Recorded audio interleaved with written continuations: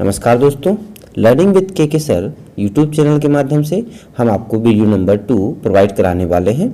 पिछले वीडियोस में हमने आपको बताया कि टेंस की फॉर्मेशन कैसे होती है और टेंस के बारे में थोड़ा सा कॉन्सेप्ट समझाने की कोशिश करी।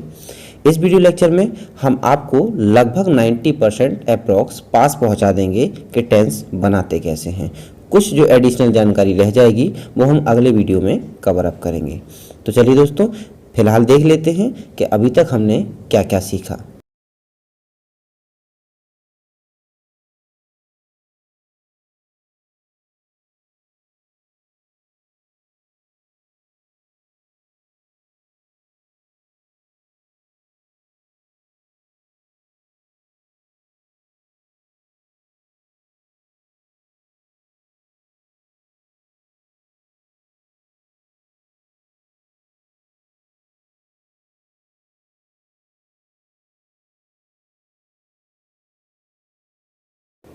तो दोस्तों, कल हमने सीखा था कि टेंस, जिसे हम समय या टाइम बोलते हैं, वो 3 टाइप का होता है, प्रेजेंट, पास्ट और फ्यूचर, जो कि आपकी लाइफ से रिलेटेड होता है। यानी आपके जीवन का जो समय है वो भी 3 भागों में बटा होता है।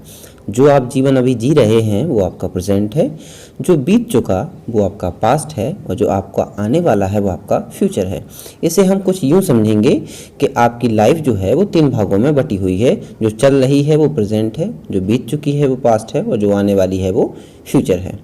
अब हम कैसे पहचानें कि जो सेंटेंस हमें बोला गया है वो सेंटेंस किस टेंस का है, यानी किस काल का है। तो आइए देखते हैं। टेंस की पहचान के लिए हमने आपको बताया था कि इनकी आइडेंटिटी बड़ी सिंपल होती है। यदि कोई व्यक्ति आपसे बात कर रहा है या आपके एग्ज़ाम में जो सेंटेंस आया है उसके लास्ट में यदि हैं, हूँ या हैं ऐसे वर्ड आते हैं तब आप समझ जाइए कि वो सेंटेंस प्रेजेंट का है। यदि था, थी, थे इत्यादि वर्ण आते हैं तो समझ जाइए वो सेंटेंस पास्ट का है। और यदि बड़ा गा, गी या गे पर सेंटेंस खत्म हो रहा है तो समझ जाइएगा वो सेंटेंस फ्यूचर का है। इसके बारे में हम डिटेल में कल पढ़ चुके हैं। अब चलते हैं अपनी नेक्स्ट स्लाइड की ओर।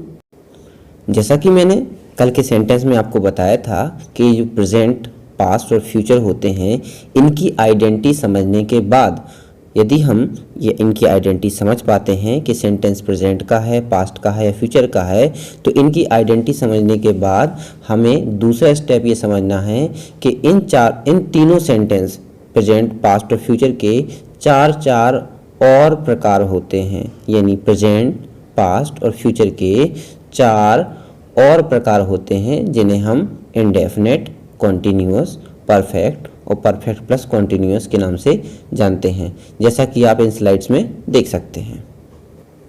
देखिए फ्रेंड्स, यहाँ पर मैंने टेंस सिखाने के लिए एक रूल जनरेट किया है जिसका नाम है TKS।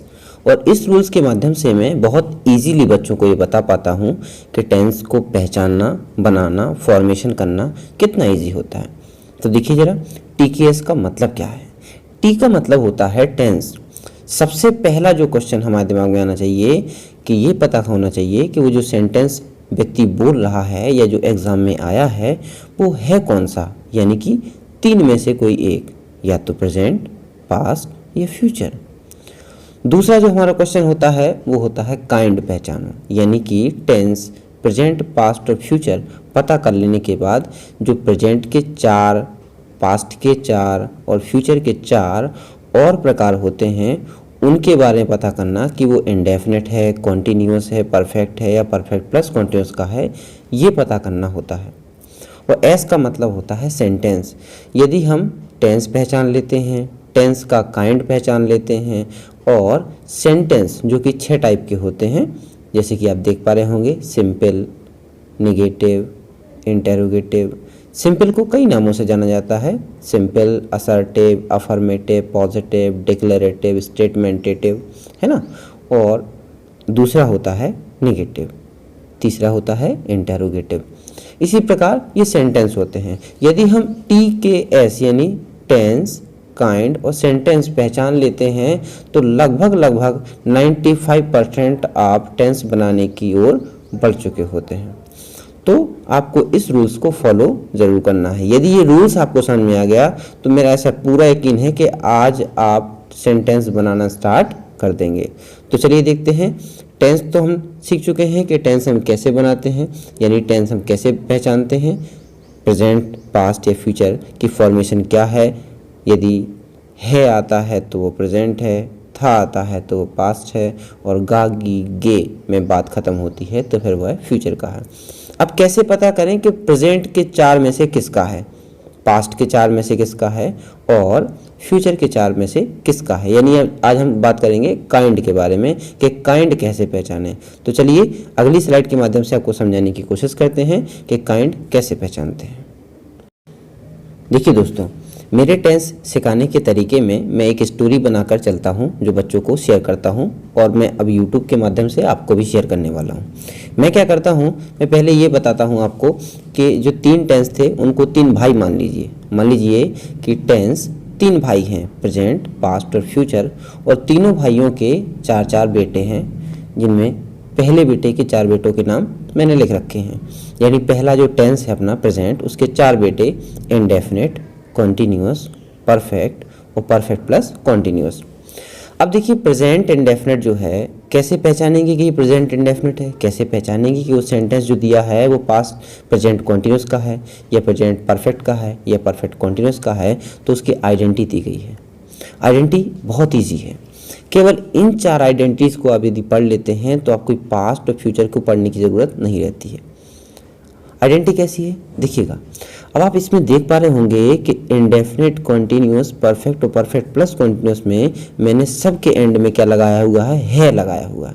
जी हाँ, है लग जाने से ये पता चलता है कि वो प्रेजेंट का है ना।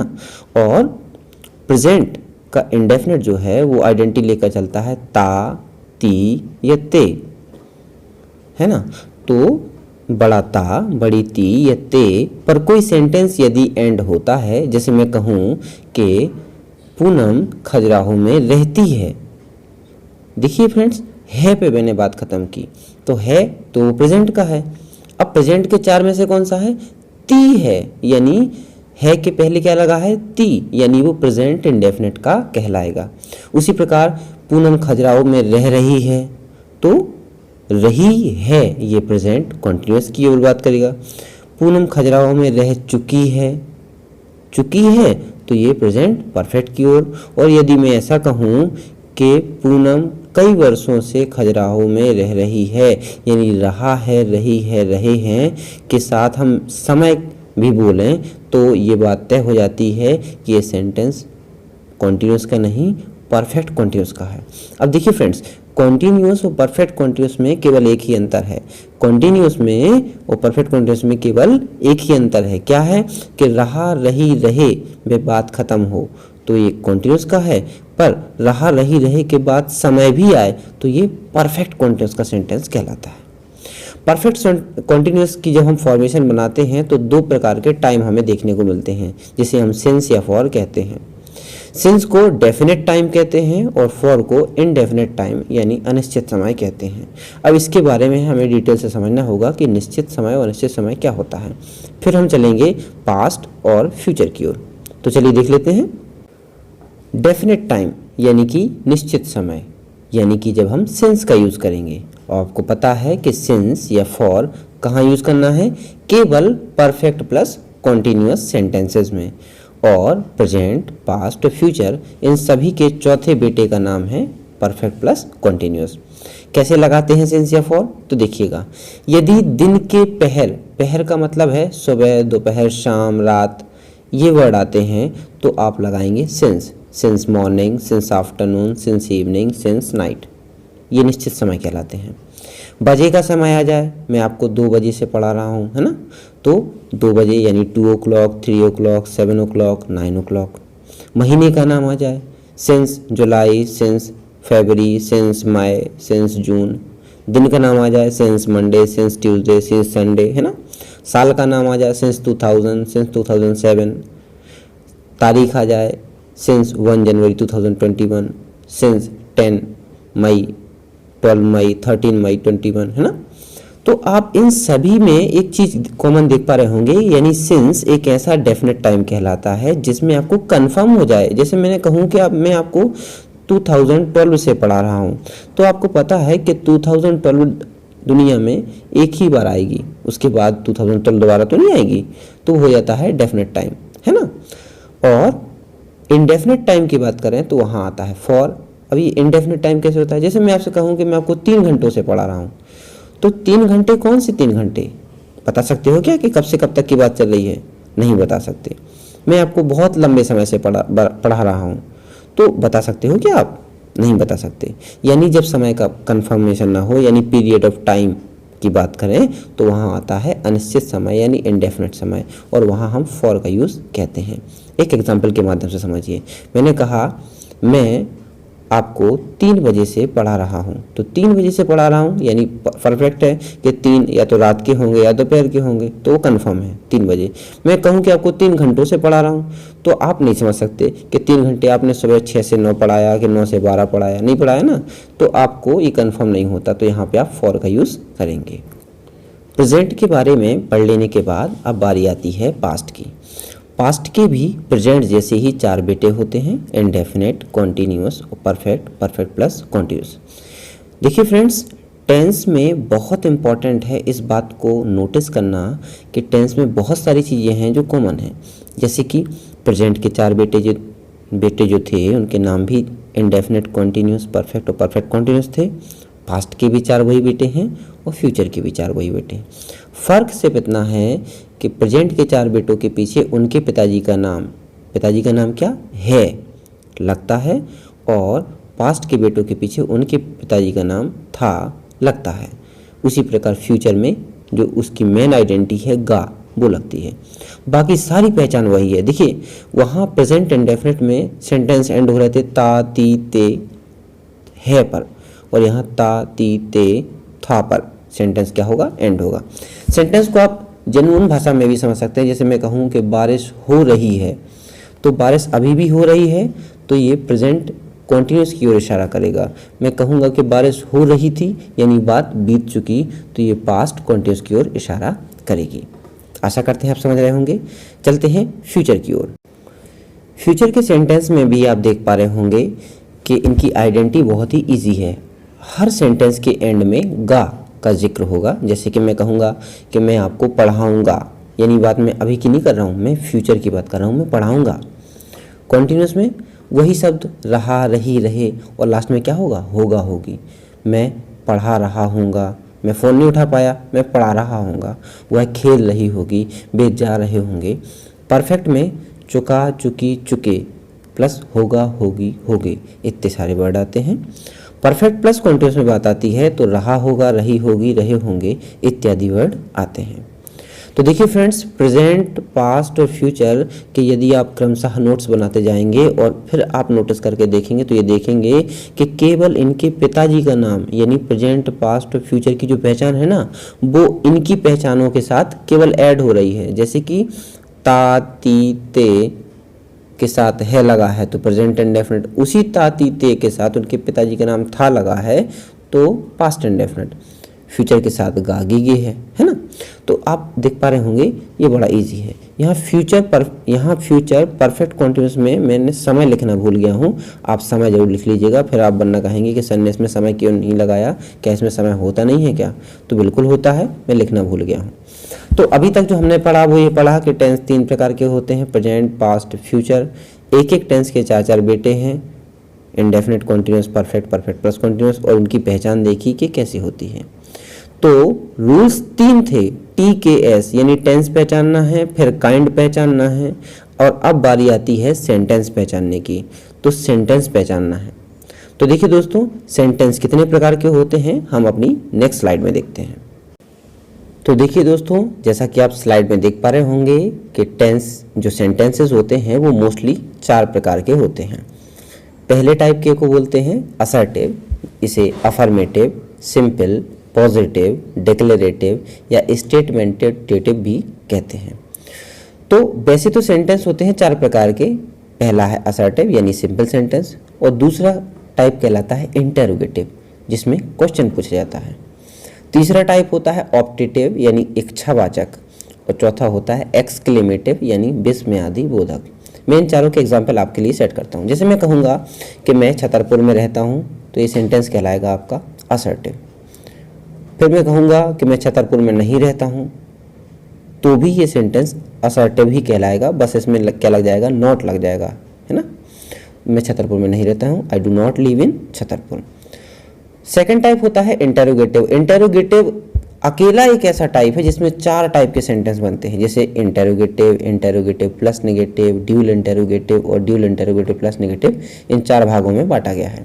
यानी अभी जो हम सेंटेंस की फॉर्मेशन पढ़ रहे हैं उसमें केवल हम पहले और दूसरे प्रकार के सेंटेंस के बारे में ही पढ़ेंगे, जिसमें इंटेरोगेटिव के 4 टाइप और सिंपल के 2 टाइप, सिंपल और नेगेटिव। इन 6 प्रकार के सेंटेंसेस के बारे में डीपली हम नॉलेज गेन करेंगे। जैसे जैसे आपकी बेसिक नॉलेज बहुत अच्छी मजबूत हो जाएगी, फिर हम ऑप्टेटिव सेंटेंस और एक्सक्लेमेटिव सेंटेंस भी बोलेंगे। फिलहाल मैं आपको एग्जांपल के तौर पे बता रहा हूँ कि ऑप्टेटिव सेंटेंस कैसे होते हैं। जैसे आपने कहा इच्छा, जैसे कोई आपके पैर छूता है तो आप बोलते हैं मे यू लीव लॉन्ग, भगवान तुम्हारी आयु लंबी रखे। तो ये क्या है, मे से स्टार्ट होने वाले सेंटेंस ऑप्टेटिव कहलाते हैं।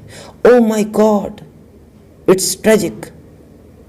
इस टाइप के सेंटेंस जब हम बोलते हैं तो एक प्रकार का, जैसे हमने कहा ओह, अलास, वाओ, ये सारे एक्सक्लेम करना, ये सारे विचार आना दिमाग में, ऐसे बोलना, एक्सप्रेशन के साथ बोलना, ये कहलाते हैं एक्सक्लेमेटरी सेंटेंसेस। इनके बारे में हम बाद में अध्ययन करेंगे। फिलहाल हम पढ़ते हैं केवल असर्टिव और इंटेरोगेटिव टाइप के सेंटेंसेस के बारे में, ठीक है। तो दोस्तों, हमारे TKS रूल के अकॉर्डिंग अभी तक हमने 3 क्वेश्चंस में से 2 क्वेश्चंस का आंसर लिया। टी का मतलब हमने टेंस पहचानना सीखा कि यदि है लगा है तो प्रेजेंट है, था लगा है तो पास्ट है, और गा लगा है तो फ्यूचर है। इनका डीप अध्ययन किया, डीपली पढ़ाई करी कि प्रेजेंट के 4 बेटों में से किसका है, पास्ट के 4 बेटों में से किसका है और फ्यूचर के 4 बेटों में से किसका सेंटेंस है। अब बात आती है हमारे तीसरे क्वेश्चन की ओर, और हम लगभग 95% सेंटेंस बनाना शुरू कर देंगे। तीसरा क्वेश्चन कहता है कि सेंटेंस के 6 टाइप होते हैं। जैसा कि मैंने आपको पहले बताया कि सेंटेंस 4 टाइप के होते हैं। 4 में से पहले जो 2 टाइप हैं उनको 6 भागों में बांटा गया है, यानी सिंपल और नेगेटिव, ये असर्टिव सेंटेंस कहलाते हैं, और इंटेरोगेटिव के 4 प्रकार होते हैं। देखिए कैसे पहचानेंगे कि ये सिंपल सेंटेंस है। जैसे मैंने सेंटेंस का एग्जाम्पल लिया है, पूनम खजुराहो में रहती है। एक कोई लड़की है जो पूनम है, वो खजुराहो में रहती है। अब आप देखिए इसमें कोई क्वेश्चन मार्क या नॉट नहीं लगा है क्या, नहीं लगा। ये बड़ा सिंपल सेंटेंस है तो इसे सिंपल सेंटेंस ही कहेंगे। कहाँ का है लगा है तो प्रेजेंट का है, और ती लगा है तो प्रेजेंट के इंडेफिनिट का है। इस प्रकार इसकी पहचान होगी, है ना। तो इसी में यदि हम नहीं लगा देंगे कि पूनम खजुराहो में नहीं रहती है, तो ये सेंटेंस कहलाएगा प्रेजेंट इंडेफिनिट का नेगेटिव। आगे यदि हम क्या लगा दें, क्या पूनम खजुराहो में रहती है, तो ऐसा सेंटेंस कहलाएगा प्रेजेंट इंडेफिनिट का इंटेरोगेटिव। और यदि हम क्या के साथ नहीं लगा दें तो इंटेरोगेटिव बन जाएगा नेगेटिव। देखिए क्या पूनम खजुराहो में नहीं रहती है, तो क्या भी लगा है और नहीं भी, और लास्ट में क्या लगा है, क्वेश्चन मार्क। एक बात हमेशा याद रखिएगा दोस्तों, इंटेरोगेटिव जो सेंटेंस होते हैं उनमें लास्ट में क्वेश्चन मार्क जरूर लगा होता है। समझ जाइएगा कि वो ये जो सेंटेंस है वो इंटेरोगेटिव की फैमिली का ही है, और इंटेरोगेटिव के 4 भाई हैं, interrogative, interrogative plus negative, dual interrogative और ड्यूल इंटेरोगेटिव प्लस नेगेटिव। तो देखिएगा कि इंटेरोगेटिव प्लस नेगेटिव में हमने देखा कि है लगा है और लास्ट में क्या लगा है, क्वेश्चन मार्क लगा है, क्या और नहीं। ड्यूल इंटेरोगेटिव और ड्यूल इंटेरोगेटिव प्लस नेगेटिव, ये 2 टाइप और होते हैं, जिसमें बड़ा सिंपल होता है। सेंटेंस ऐसे लगता है जैसे सिंपल है, लेकिन लास्ट में क्या लगा होता है, क्वेश्चन मार्क लगा होता है। देखो कैसे पूछा है, पूनम खजुराहो में क्यों रहती है, पूनम खजुराहो में कब से रहती है, कहाँ रहती है, पूनम खजुराहो में क्यों नहीं रहती है। तो ये हो जाएगा interrogative plus double interrogative plus negative. अब थोड़ा सा ये समझने वाली बात है कि डबल इंटेरोगेटिव सेंटेंस कौन से होते हैं।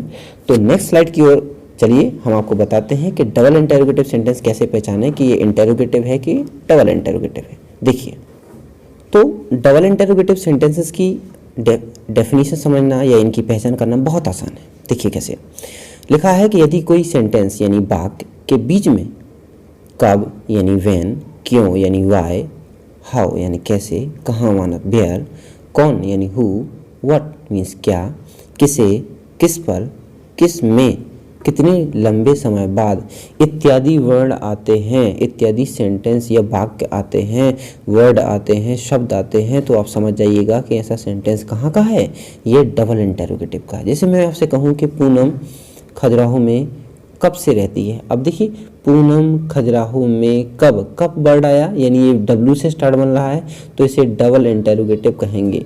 ये इसमें दो प्रश्न पूछे जा रहे हैं, एक तो रहती है क्वेश्चन मार्क लगा है, और कब से रहती है दूसरा प्रश्न। तो दो प्रश्न जिसमें पूछे जाए वो कहलाते हैं डबल इंटरोगेटिव सेंटेंस। तो डबल इंटरोगेटिव सेंटेंस की पहचान ही यही होती है, ये कुछ खास टाइप के वाक्य होते हैं जो बीच में शब्द लगे आ जाते हैं, कब, क्यों, कैसे, कौन, कहाँ, किसे, कौन सा, कौन सी, कितना, कितनी, कितनी मात्रा में, है ना। तो ये सारे वर्ड कहलाते हैं हाउ मच, हाउ मैनी, कितने, कितने की बात आए तो हाउ मैनी, और कितनी मात्रा की बात आए तो हाउ मच का वर्ड का यूज़ करते हैं। तो देखिए दोस्तों, अभी तक के स्लाइड में हमने TKS रूल को फॉलो किया, जिसमें टाइम, T फॉर टेंस पहचाना, K फॉर काइंड पहचाना और S फॉर सेंटेंस पहचानने की कोशिश करी। यदि हम इतने सब में कंप्लीट हो जाते हैं और यहाँ तक आपको मेरी बात समझ में आ जाती है, यदि नहीं आती है तो आप वीडियो फिर से रिवाइंड कीजिएगा और समझने की कोशिश करिएगा। सेंटेंस जैसे मैंने आपको PDF में देने की कोशिश की है उसी प्रकार से आप नोट्स बनाइएगा। मेरा वादा है आपसे कि आप ग्रामर की इस बेसिक नॉलेज को बहुत अच्छे से गेन कर पाएंगे और आप बहुत अच्छे से बना भी पाएंगे। चलते हैं नेक्स्ट स्लाइड की ओर। नेक्स्ट स्लाइड में हमने कोशिश करी है कि TKS रूल्स के फॉलो हो जाने के बाद जो 5% काम बचता है वो बचता है सेंटेंस को बनाने के लिए जो सबसे ज़्यादा इंपॉर्टेंट है, उसका नाम है मेन वर्ब और हेल्पिंग वर्ब का ज्ञान होना। यदि हमें किसी टेंस की मेन वर्ब और हेल्पिंग वर्ब पता होती है तो हम बड़े आसानी से सेंटेंस फॉर्मेशन कर पाते हैं। आइए देखते हैं वो कैसे करेंगे। तो जिस तरह से मैंने यहाँ पर चार्ट डेवलप किया हुआ है आपको ही बना लेना है। सबसे ऊपर लिखना है आपको टेंस, फिर लिखना है आपको हेल्पिंग वर्ब, फिर लिखना है मेन वर्ब। ठीक है। टेंस में मैंने पहला लिया है प्रेजेंट। प्रेजेंट हमारा पहला टेंस है यानी वर्तमान काल, और इसके 4 बेटे हैं इंडेफिनिट, कॉन्टिन्यूअस, परफेक्ट और परफेक्ट प्लस कॉन्टिन्यूअस। इन सब में कॉमन बात यह है कि मेन वर्ब सबकी एक सी रहेगी, चाहे वो प्रेजेंट की हो, पास्ट की हो या फ्यूचर की हो। यानी कि प्रेजेंट, पास्ट और फ्यूचर इन तीनों के इंडेफिनिट के साथ मेन वर्ब की फर्स्ट फॉर्म यूज होगी। इन तीनों के कॉन्टिन्यूअस के साथ मेन वर्ब की फोर्थ फॉर्म, जिसे ING फॉर्म भी कहते हैं, वो यूज होगी। प्रेजेंट, पास्ट, फ्यूचर का परफेक्ट हो तो मेन वर्ब की थर्ड फॉर्म यूज होगी, और प्रेजेंट, पास्ट, फ्यूचर का फोर्थ वाला यानी परफेक्ट प्लस कॉन्टिन्यूअस हो तो फिर से फोर्थ फॉर्म ही यूज होगी। ये सब में कॉमन रहेगी। नहीं कॉमन रहती तो वो है इनकी हेल्पिंग वर्ब, वो भी बड़ी आसान है। देखिए कितनी आसान है। प्रेजेंट इंडेफिनिट में जो हेल्पिंग वर्ब यूज होती है वो होती है डू या डज।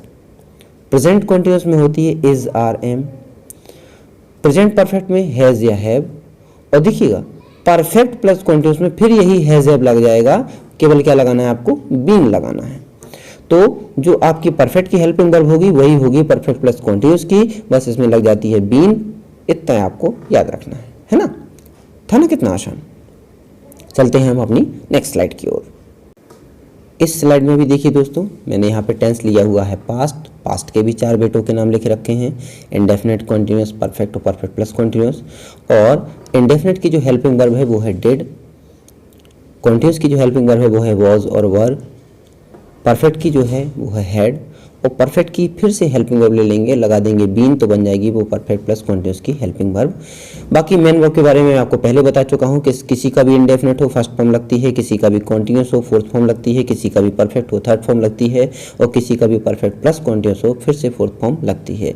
सेम ऐसा ही रूल्स फॉलो होगा हमारे फ्यूचर के साथ। देखिए फ्यूचर के साथ भी बिल्कुल सेम होगा, जैसा कि मैंने अभी बताया कि इंडेफिनिट, कॉन्टिन्यूअस, परफेक्ट और परफेक्ट प्लस कॉन्टिन्यूअस 4 बेटे होते हैं। यहाँ हेल्पिंग वर्ब होती है विल या शैल, मेन वर्ब की फर्स्ट फॉर्म, मेन वर्ब के साथ ING फॉर्म, थर्ड वाले में थर्ड फॉर्म और फोर्थ वाले में फोर्थ फॉर्म लगा करती है, बिल्कुल जैसे प्रेजेंट, पास्ट और फ्यूचर में हमने किया। केवल आपको यहाँ सीखना ये है कि केवल 3 हेल्पिंग वर्ब सीखनी है, यानी इंडेफिनिट की, कॉन्टिन्यूअस की और परफेक्ट की। जो परफेक्ट की होगी वही परफेक्ट प्लस कॉन्टिन्यूअस की होगी, बस उसमें क्या लगा होगा, बीन लगा होगा।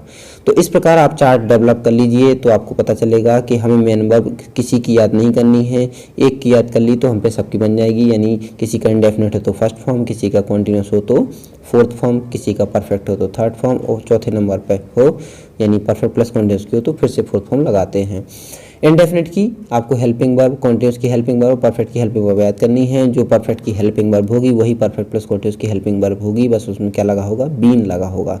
तो अभी तक हमने TKS के रूल्स को फॉलो किया और ये देखा कि सेंटेंस, काइंड और टेंस, काइंड और सेंटेंस क्या होते हैं, इनके बारे में जाना, पता किया और हम पहुंच चुके हैं लगभग 98% बनाने की ओर।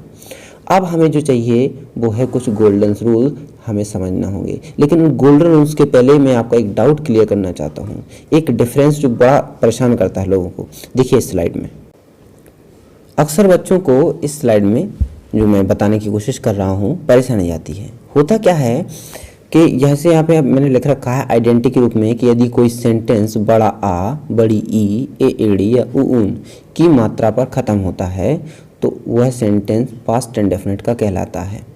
अब बात आती है सर पास्ट का है तो था क्यों नहीं आया? जी हाँ, यही तो समझने वाली बात है कि पास्ट इंडेफिनिट का एक लौता एक ऐसा सेगमेंट है जहाँ पर वो था, थी, थे नहीं आता, तभी वो सेंटेंस पास्ट का इंडेफिनिट का कहलाएगा। जैसे मैंने कहा वर्षा हुई, तो हुई बड़ी ई पर ख़त्म हुआ तो ये सेंटेंस पास्ट इंडेफिनिट का कहलाएगा। समझ भी पा रहे होंगे कि ये चीज़ हो चुकी है, कंप्लीट हो चुकी है, जो बीत गई वो क्या है, आपकी भूत यानी कि पास्ट है। यहाँ पे समझने वाली बात यह है कि कुछ कॉमन सी चीज़ें हैं जो अन्य सेंटेंस को भी सेम डेवलप करती हैं, जैसे कि बड़ा आ, बड़ी ई, ए एड़ी या ऊन की मात्रा पर सेंटेंस खत्म हो, यदि है आ जाए साथ में तो वो प्रेजेंट परफेक्ट कहलाता है। यदि इन्हीं सब के साथ था, थी, थे आता है तो वह पास्ट परफेक्ट कहलाता है। यदि इन्हीं सब के साथ होगा, होगी, हो गया आता है तो वह फ्यूचर परफेक्ट कहलाता है। और यदि है, था या होगा, होगी कुछ नहीं आता है तो वह पास्ट इंडेफिनिट का कहलाएगा। सेंटेंस के माध्यम से समझिए, मैंने लिखा वर्षा हुई, वर्षा हुई बड़ी ई पर खत्म हुआ तो सेंटेंस कहलाएगा पास्ट का इंडेफिनिट। वर्षा हुई है, ई के बाद है लगा है तो वह प्रेजेंट परफेक्ट। हुई थी तो वह पास्ट परफेक्ट, और हुई होगी तो वह फ्यूचर परफेक्ट का सेंटेंस कहलाएगा। आपको इन चारों में अंतर करना समझना होगा। जब आप इनमें अंतर करना समझ जाएंगे तो समझ जाइए आप 98% पास कर चुके हैं सेंटेंस बनाने की दहलीज पर। अब हम आपको केवल एक गोल्डन रूल्स बताएंगे जो कि हम आपको वीडियो कल देंगे। उस रूल्स में आपको बताएंगे कि ये कैसे डेवलप करते हैं, फॉर्मेशन कैसे होती है, और उसके बाद अब दुनिया का कोई भी सेंटेंस है बेधड़क तो अभी आप पढ़ रहे थे अपने आपको वीडियो कैसा लगा, कमेंट बॉक्स में आप लिख कर जरूर बताइएगा।